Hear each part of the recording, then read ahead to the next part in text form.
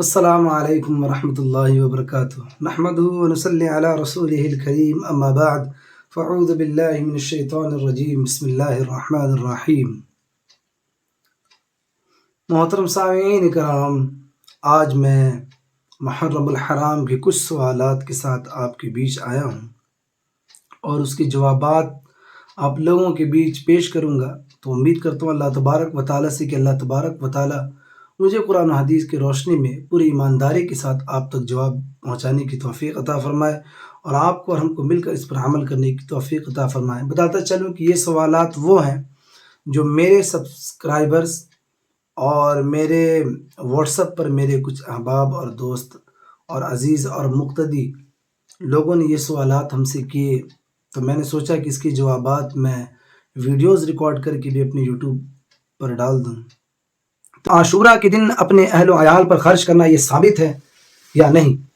صحیح مسلم کی حدیث ہے، حضرت عبداللہ بن مسعود رضی اللہ تعالیٰ عنہ سے روایت ہے کہ رسول کریم صلی اللہ علیہ وسلم نے فرمایا کہ جو شخص عاشورہ کے دن میں اپنے گھر والوں پر ان کے دسترخوان کو وسیع کرتا ہے تو رسول کریم صلی اللہ علیہ وسلم نے فرمایا اللہ تبارک و تعالیٰ پورا سال اس کے مال میں وسعت ڈال دیتا ہے، برکت ڈال دیتا ہے۔ لیکن اصول محدثین کے نزدیک یہ حدیث جو ہے ضعیف ہے۔ ایسی بہت ساری احادیث ہیں، ساری کی ساری ضعیف ہے، لیکن کثرت احادیث کے بنا پر یہ ساری مل کر قوی ہو جاتی ہیں۔ تو علماء اس کو مستحب کے درجے تک رکھتے ہیں کہ اگر کوئی اس دن اپنے اہل و عیال پر دسترخوان کو وسیع کرتا ہے تو ہاں ٹھیک ہے، مستحب کے درجے تک، لیکن اس کو کوئی واجب اور فرض اور حکم نہ مانے، یہ احادیث میں ترغیب دلے گئی، حکم نہیں ہے۔ ٹھیک ہے، تعزیہ داری جو ہو رہی ہے یہ کیسا ہے اسلام میں، وضاحت کر دیں۔ تعزیہ داری کا مسئلہ اختلافی ہے۔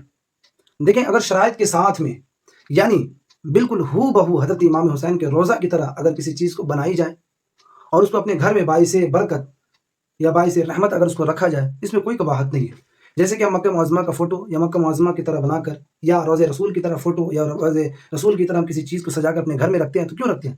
باعث برکت، باعث رحمت کی طرح۔ اگر اس طریقے سے اگر کوئی بناتا ہے اور اپنے گھر میں رکھتا ہے تو اس میں کوئی قباحت نہیں ہے۔ لیکن لوگ جو ہیں یہ سب قوانین کو مانتے نہیں، اسی لیے اکثر جو علماء ہیں وہ اکثر اپنی کتابوں میں لکھ کر چلے گئے، اور آج بھی ہمیشہ علماء یہ کہتے ہیں کہ مروجہ تعزیہ داری جو ہے وہ حرام ہے، حرام ہے، حرام ہے۔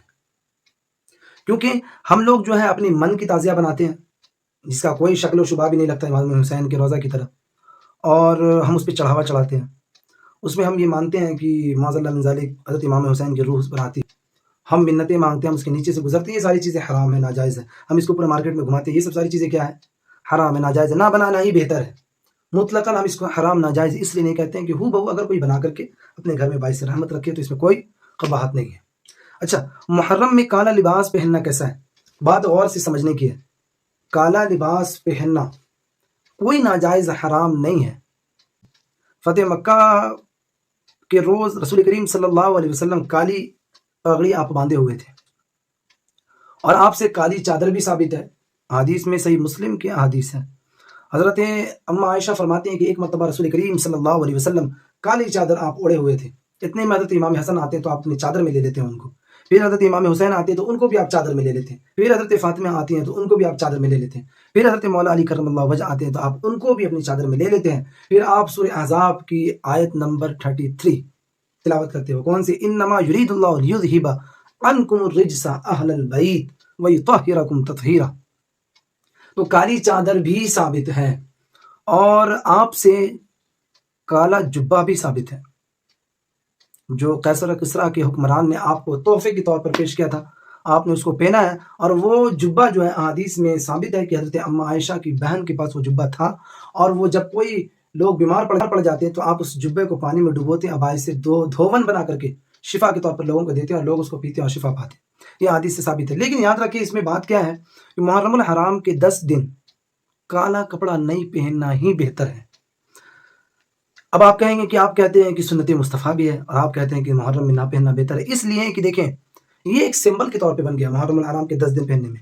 یہ اہل تشیع حضرات، میں ان کی قدر کرتا ہوں، ایسا نہیں ہے کہ میں ان کی کوئی مذمت کرتا ہوں، نہیں، میں یہ کہہ رہا ہوں کہ اہل تشیع حضرات اس کو سوگ کے طور پر کالا لباس اس 10 دن پہنتے ہیں۔ رافضی حضرات اس 10 دن میں کالا لباس سوگ کے طور پر، سوگ منانے کے طور پر، سوگ کا اظہار کرنے کے طور پر کالا لباس پہنتے ہیں۔ رسول کریم صلی اللہ علیہ وسلم کی واضح حدیث حضور نے فرمایا کہ جو شخص جس قوم کی بھی مشابہت اختیار کرے وہ اسی قوم میں سے ہے۔ تو ہمیں اہل سنت والجماعت کا عقیدہ اہل تشیع سے بہت الگ ہے، اور اگر پہنتے ہیں تو ان کی بات الگ ہے، میں ان کو منع نہیں کروں کہ آپ مت پہنیں، لیکن میں اہل سنت والجماعت کے لوگوں سے میں یہی کہوں گا کہ اس 10 دن میں کالے کپڑے پہننے سے پرہیز کریں۔ لیکن ہم اس کو ناجائز، حرام نہیں کہوں گا، لیکن نہ پہننا مسنون، نہ پہننا بہتر ہوگا۔ ٹھیک ہے، بات سمجھ میں آ گئی ہوگی۔ عاشورے کے دن کے روزے کی فضیلت بتا دیں، اور یہ کہاں سے ثابت ہے؟ جامع ترمذی کی حدیث ہے، میرے رسول کریم صلی اللہ علیہ وسلم نے ارشاد فرمایا کہ ماہ رمضان کے بعد سب سے افضل روزہ اللہ کے مہینے محرم کا روزہ ہے۔ اور صحیح مسلم کی حدیث ہے، حضرت ابو قتادہ رضی اللہ تعالیٰ عنہ سے مروی ہے کہ نبی اکرم صلی اللہ علیہ وسلم نے ارشاد فرمایا، مجھے اللہ تبارک و تعالیٰ سے امید ہے یوم عاشورہ کا روزہ 1 سال کے گناہوں کا کفارہ بنے گا۔ یہ اللہ تبارک و تعالیٰ سے امید رسول کریم صلی اللہ علیہ وسلم نے ظاہر فرمایا کہ جو عاشورہ کو روزہ رکھتا ہے اللہ تبارک و تعالیٰ اس کے 1 سال کے گناہوں کا کفارہ بن جاتا ہے، وہ 1 سال کا گناہ معاف ہو جاتا ہے اس کے رکھنے سے۔ ساتھ ہی ساتھ صحیح مسلم کی حدیث ہے کہ حضرت ابن عباس رضی اللہ تعالیٰ عنہ ارشاد فرماتے ہیں کہ جب رسول کریم صلی اللہ علیہ وسلم مدینہ میں داخل ہوئے تو آپ نے دیکھا کہ یہودی لوگ عاشورہ کے دن کا روزہ رکھتے ہیں۔ رسول کریم صلی اللہ علیہ وسلم نے ان سے پوچھا کہ تم آج کے دن کا روزہ کیوں رکھتے ہو؟ تو انہوں نے کہا کہ یہ افضل ترین دن ہے۔ تو یہودی نے جواب دیا کہ بنی اسرائیل کو اللہ تبارک و تعالیٰ نے آج ہی کے دن فرعون کے لشکر سے آزاد کیا تھا، اور آج ہی کے دن فرعون کے ساتھ فرعون کے لشکر کو اللہ تبارک و تعالیٰ نے غرق کر دیا تھا۔ اس لیے موسیٰ علیہ السلام اس کا شکرانہ ادا کرنے کے لیے یوم عاشورہ کا روزہ رکھا تھا، تو ہم سب بھی روزہ رکھتے ہیں۔ تو حضور کریم صلی اللہ علیہ وسلم نے فرمایا پھر تو میں اس کا زیادہ حق رکھتا ہوں کہ میں بھی عاشورہ کا روزہ رکھوں، اور آپ نے بھی لوگوں کو کہا کہ تم بھی عاشورے کے دن کا روزہ رکھو۔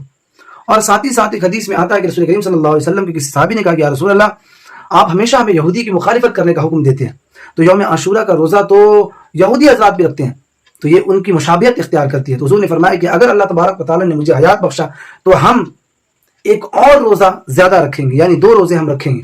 تو بہت سارے محدثین اور فقہاء کرام نے اس حدیث سے استدلال کیا ہے کہ بندہ جب بھی عاشورہ کا روزہ رکھے تو 9ویں کا روزہ رکھے اور 10ویں کا روزہ رکھے، یا 10ویں کا روزہ رکھے اور 11ویں کا روزہ رکھے۔ لیکن اگر کسی سے 2 روزہ نہ ہو سکے تو وہ 10ویں کا ہی روزہ رکھے، 10ویں کے ثواب کو ترک نہ کرے۔ امید ہے کہ بات سمجھ میں آئی ہوگی۔ محرم میں کھچڑا بنا کر کھانا اور اس پر فاتحہ دینا کیسا ہے، اور فاتحہ والا کھانا کھانا کیسا ہے؟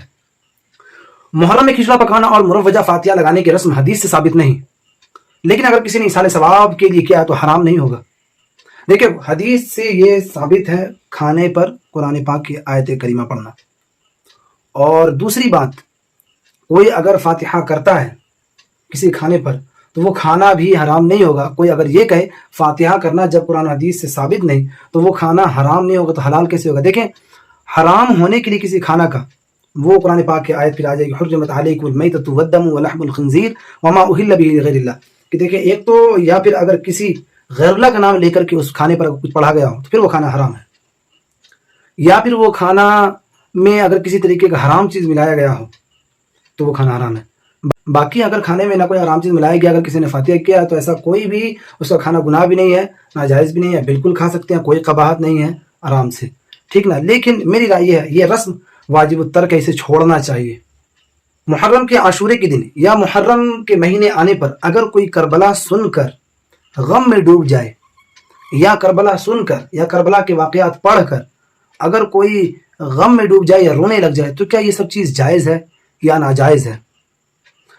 تو سنیں، دیکھیں، اگر کوئی کسی طریقے کا مجلس سجاتا ہے یا جلسہ کرتا ہے اور واقع کربلات کو سنتا ہے یا واقع کربلا پڑھتا ہے اور اس کے بعد سننے کی وجہ سے اس کے آنکھ سے جاری ہو جاتا ہے، زار و قطار رونے لگتا ہے، تو یہ ساری چیز کیا ہے؟ جائز ہے، مستحسن ہے، اور یہ سنت مصطفیٰ ہے، کوئی ناجائز کام نہیں ہے، بلکہ یہ اس پہ ثواب ہے۔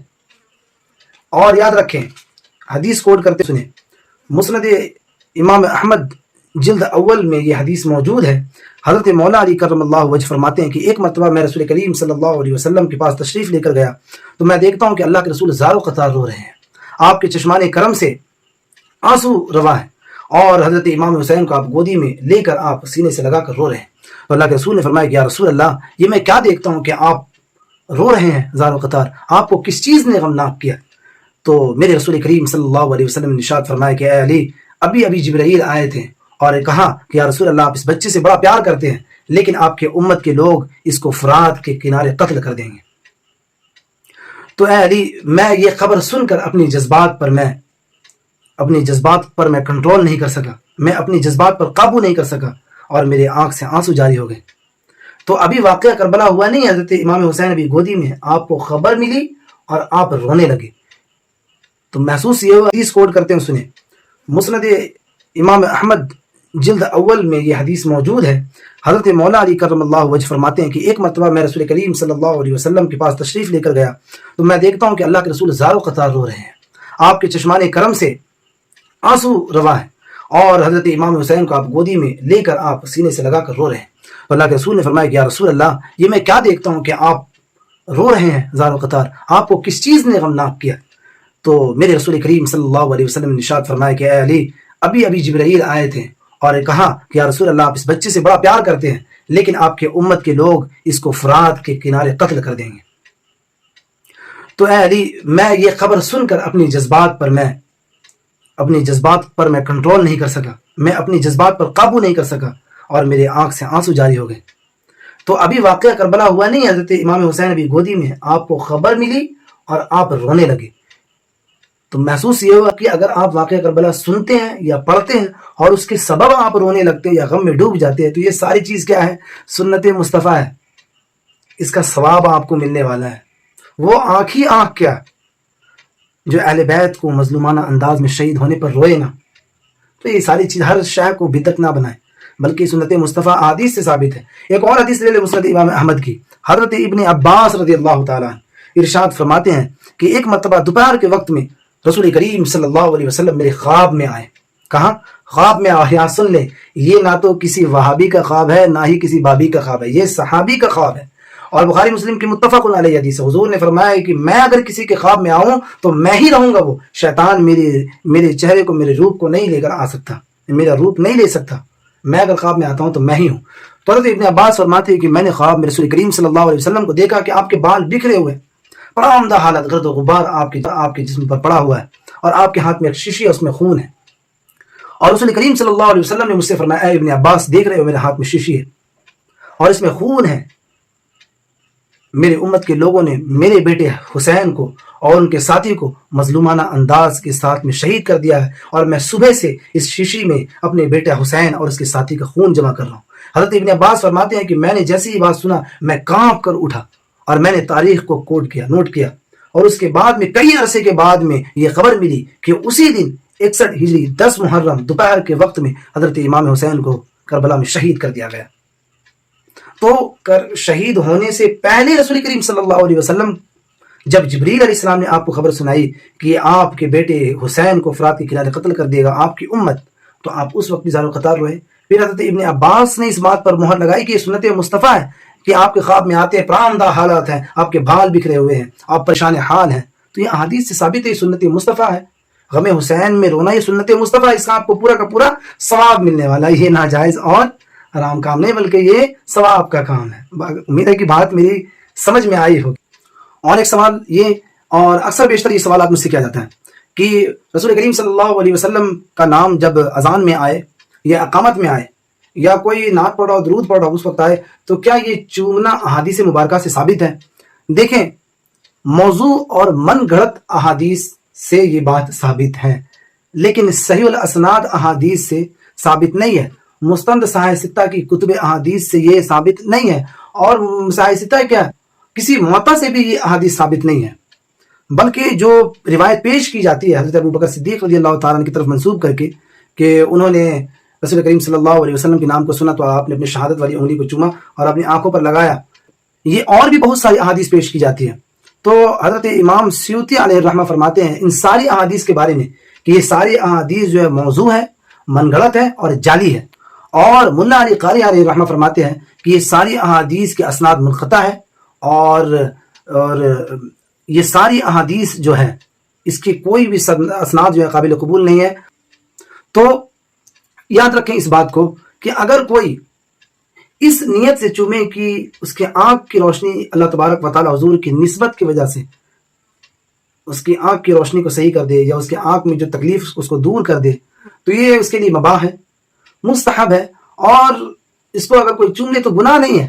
لیکن اگر کوئی یہ کہے کہ دوسرا اگر نہیں چومتا تو وہ گناہ کر رہا ہے، دوسرا اگر نہیں چومتا تو یہ غلط ہے، تو یہ صحیح نہیں ہے نا۔ اگر کوئی چوم رہا ہے تو اس کو چومنے دے، مستحب ہے، مباح کے درجے تک ہے نا۔ زیادہ اس کے پیچھے نہ پڑیں، بات میری سمجھ میں آئی ہوگی ضرور۔